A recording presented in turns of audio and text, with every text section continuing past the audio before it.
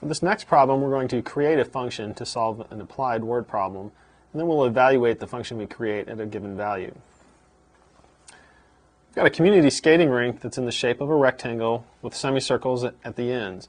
The length of the rectangle is 20 feet less than twice the width, and the thickness of the ice is 0.75 inches. For this situation, we want to write the ice volume V as a function of the width x. And then for part B, we want to figure out how much ice is in the rink if the width is 90 feet. First thing we should do is define some variables. We've said that x is the width of the ice rink, so we have this rectangle part in the middle. We want to define the length, and in the problem we've told that the length is 20 feet less than twice the width. Twice the width is 2x, less 20 is minus 20, so we'll have the length is 2x minus 20. That way we have expressed it in terms of the width x. The radius of the semicircle is half of the width. Since we said the width is x, the radius will be x over 2. To get the volume of the ice, we want to start by finding the surface area of the ice. If we consider these are the two semicircles, we could put them together to form a complete circle. So we really have a rectangle and a circle that we need the area for. So the total surface area is going to be the area of the rectangle, which we'll write as length times width, plus the area of the circle we get by combining the ends, which will be pi times the radius squared. Now we need to have all of this in terms of the width x, so we need to put in what we've set up here for our variables. The length is 2x minus 20, so we'll write 2x minus 20.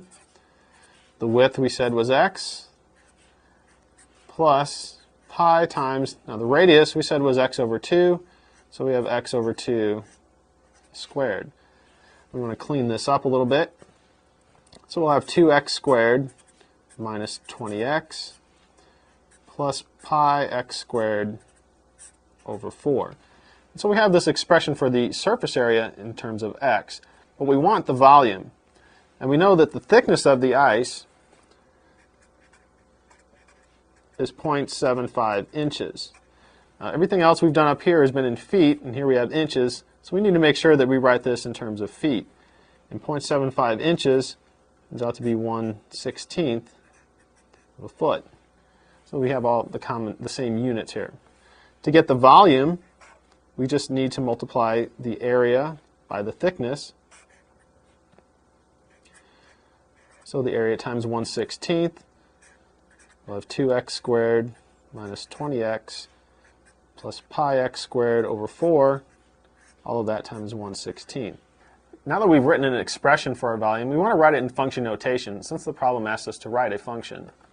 Here's our expression. In function notation, we're going to write v of x, so we see that the volume is a function of x.